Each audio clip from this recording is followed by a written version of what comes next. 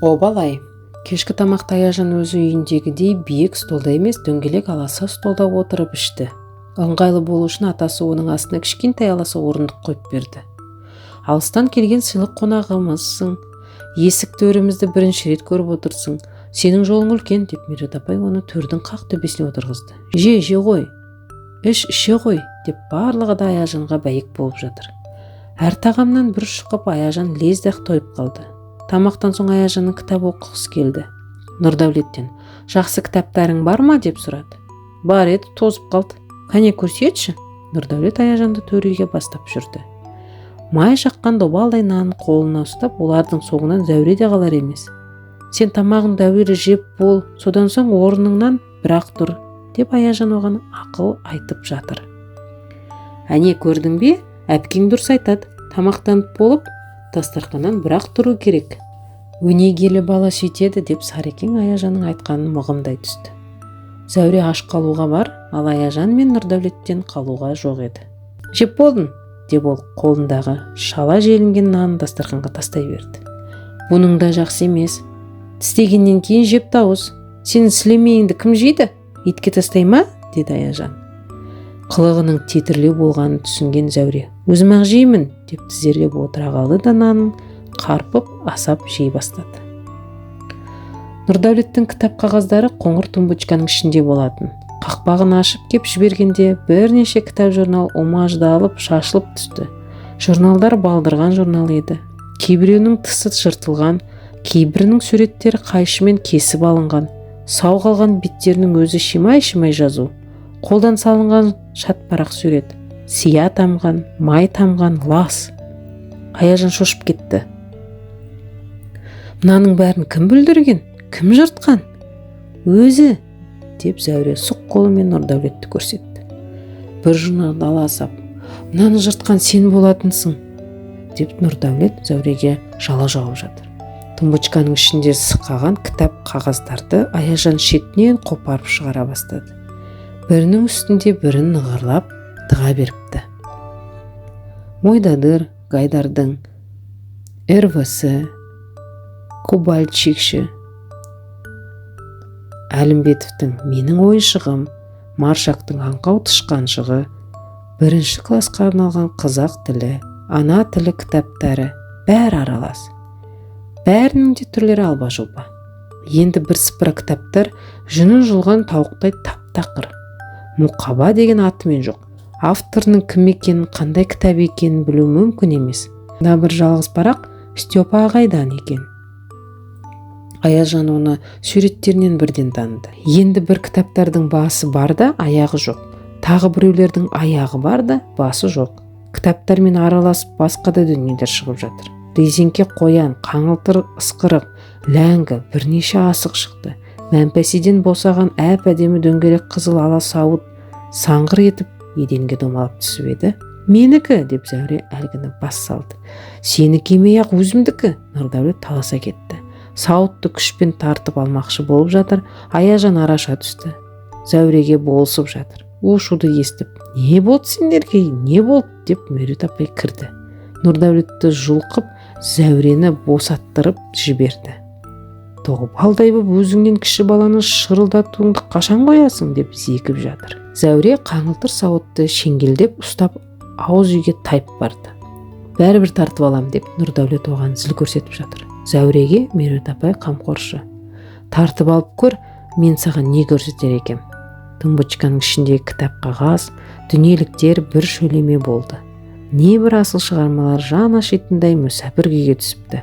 Аяжан аянышпен қарап реттеп отыр. Мына бір дәптер Нұрдәулеттің таза жазуға арналған дәптер екен. Аяжан ашып көрсе, Нұрдәулет дәптерді қақшып жұлып алды. Аяжан бір беттің соңына қызыл сиямен қойылған екілік бағаны байқап қалды. "Бере тұр, көрейін." "Көрсетпеймін", деп Нұрдәулет дәптерді қалтасына жұмарлап салып алды. Жыртылған кітап журналды ретке салып Аяжан көп отырды. Тіпті тізесі талып кетті. Ара-тұра ересек адамдай күйзеліп: "Обалай", деп қояды. Зәуре әрі қуанды, әрі жабырқады. Жататын мезгіл болды. Меруерт апай Аяжанға оңаша кереуетке төсек салып берді. Қаспақ мұрын Зәуре шешесінің етегінен тартқылап: Мен Аяжан әпкемнің қойнына жатам, деп без етті. Менің қойныма жатқың келсе, жуын жақсылап, ана қаспақ мұрныңды тазала, деді Аяжан. Зәуре қуанып кетті. Мақұл, деп жуынбақшы болып жөнелді. Аяжан тысқа шықты. Көгілдір аспан мөлдіреп төніп тұр. Көшедегі бағандардың басында әр жерде жарқырап жанған электр шамдары. Қора жақтан қойлардың бырт-бырт күйіс қайрағаны естіледі. Ашыққа байланған қызыл сиыр аяғы талған болу керек, жатыр. Демін күшене алып пыш-пыш етіп ыңыранып қояды. Құс қорадан үйректердің қырқ-қырқ еткен үні естіледі. Бақшадағы картоп егісінің арасынан әр тұстан әлде қандай ұсақ жәндіктердің ысқырған, шиқ-шиқ еткен дауыстары білініп қалып, қайта жоқ болады. Мына бір салт атты кісі өтіп бара жатыр.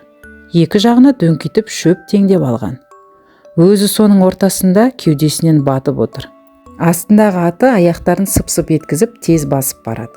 Жапырлаған төрт тұяқтың соншама жылдам алмасқанына Аяжан қызықтап қарады. Салт атты ұзап кетті. Жаздың әсем түнін тұңғыш рет көргендей әсерленіп, Аяжан рахаттанып тұра берді. Үйден Бәтима шықты. Аяжан, қайдасың? Мұндамын. Жалғыз өзің неғып тұрсың? Жұлдыздарға қарап тұрмын. Жүр, жат. Аяжан үйге көңілді, серги түскен сезіммен кірді. Зәуре бұл екі ортада жуынып келіп төсекке жатып та үлгіріпті. Ақ сейсепті көрпені мойнына тұмшалап алып, шалқасынан жатыр. Қуақы қысық көзі бейне бір қуыршақ ойыншақтардың көздері тәрізденіп жылт-жылт қозғалады. Обалы нешік, мұрынға біраз еңбек сіңірілгені көрініп тұр. Бозғылт тартып тап-таза болыпты.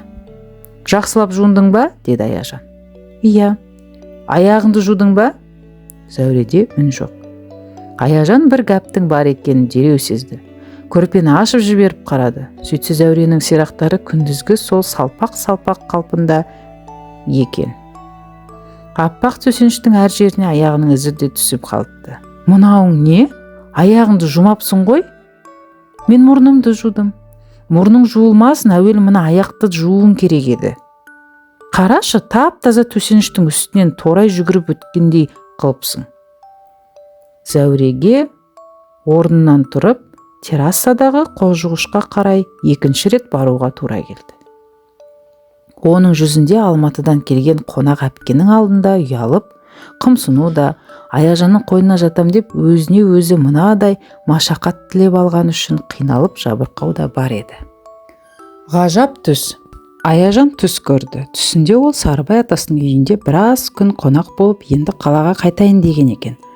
Сарекең, Мерут апай, Бәтима, Зәуре, Ораз бесеуі шығарып салмақ болып, автобус аялдамасына қарай оны ертіп келе жатыр. Ап-ауыр қара чемоданды бұл жол тағы да Ораз көтеріп алыпты. Кенет бұлардың соңынан у-шу нәзік бір дауыстар естілді. Аяжан жалт бұрылып қараса, міне ғажап. Құмырсқадай өріп, осылай қарай дүрліге қашып келе жатқан кілең ши аяқ бірдеңелер. Әлгілердің соңынан қолыңа таяқ ұстаған Нұрдәулет алқым-жұлқым боп ол жүгіріп келеді. Ши аяқ нәрселердің немене екенін Аяжан ғана байқады.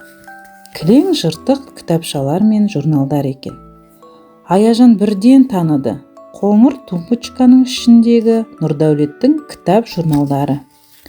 Аяжан, бізді алып кет, біз сенен қалмаймыз, сенімен бірге кетеміз, деп шыңқ-шыңқ еткен аянышты дауыстарымен безілдеп жалынып келеді. Тоқтаңдар, жандарың барында қайтыңдар. Әйтпесе мен сендерді бұдан әрмен быт-шыт қыламын, деп Нұрдәулет зәрлене қуып жете алмай келеді. Аяжан не істерін білмей аңырап қарапты да қалыпты. Жыртық кітап журналдардың арасында аузы кертілген сынық сия сауыт, сынық қаламсап, жарық сызғыш секілді бір талай кемтар заттар қоса келе жатыр. Соның қай-қайсысы да Нұрдәулеттен зәбір жапа шегіп мүгедек халге түскен бұйымдар. Ыза болған Нұрдәулет жете алмаған соң, қолындағы жуан ақ таяғымен әлгілерді жіберіп кеп ұрды. Сөйтіп еді, таяқ қадала барып сия сауытқа тиді. Сия сауыт күлпарша болды. Сол-ақ екен, сынған сия сауыттың ішінен көпіршіген көкпеңбек қою сия бұрқ етіп жерден шыққан судай боп қайнап шыға бастады. Нұрдәулет арғы еңіс жақта болатын. Лезде ол ағынды сия өзенінің ортасында қалды. сияның асау толқыны біртін молайып өсіп барады. Теп-тез Нұрдәулеттің кеудесінен келіп қалды. Нұрдәулет сасып ойбайлап бастады. Асау толқын оған ырық беретін емес. Енді бір кезде Нұрдәулетті жаңқадай қақпақылдап ағызып алды да жөнелді. Сарекең, Мүрит апай, Бәтима, Ораз барлығы да оған қол ұштарын беріп құтқарып алмаққа қуа жүгірісіп келеді. Бірақ ешқайсысы да Нұрдәулетке жете алмады. Нұрдәулеттің енді тек қылқиған басы ғана көрініп бара жатыр. Бір кезде лықсып келген және бір биік толқын оны қылқып жұтып мүлдем көмді де кетті. Аяжан өз даусынан өзі шошып оянды. Ет бетінен жатқанға басты қырылыңқырап терлеп қалыпты. Үй іші жап-жарық, терезеден күн сәулесі құйылып тұр. Қасындағы Зәуреден басқалардың бәрі түрегеп кетіпті. Осы кезде сырттан үйге Нұрдәулет кіріп келді. Аяжан ентіге қуанып: «Ой, Нұрдәулет, барсың ба?» деді. Бармын. Ой, мен бір түс көріппін, ғажап түс. Мен де түс көріппін, менің барлық кітабым менен қашып, сенің соңынан жүгіріп барады екен, деді Нұрдәулет. Аяжан аң-таң болды. Содан соңғысын ұмытып қалдым. Ұмытсаң, мен айтып берейін, деп Аяжан Нұрдәулеттің түсін жалғастырып айта бастады.